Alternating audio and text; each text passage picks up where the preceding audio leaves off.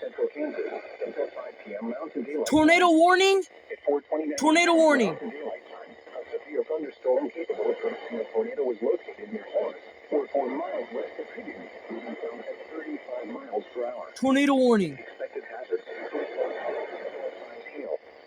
River radar indicated threat rotation. At 4:26 p.m., law enforcement reported a brief tornado northwest of Forest. As of 4:28 p.m. Mountain Daylight Time, they reported that the tornado was no longer in progress. The following impacts are expected. Flying debris will be dangerous to those caught without shelter. Tornado warning. Mobile homes will be damaged or destroyed. Shoot, man. God. Roofs, windows, and vehicles will appear. Damage is likely. This will remain over many rural areas of central Greeley County. Take cover now. Move to a basement or an interior room on the lowest floor of a sturdy building. Avoid windows.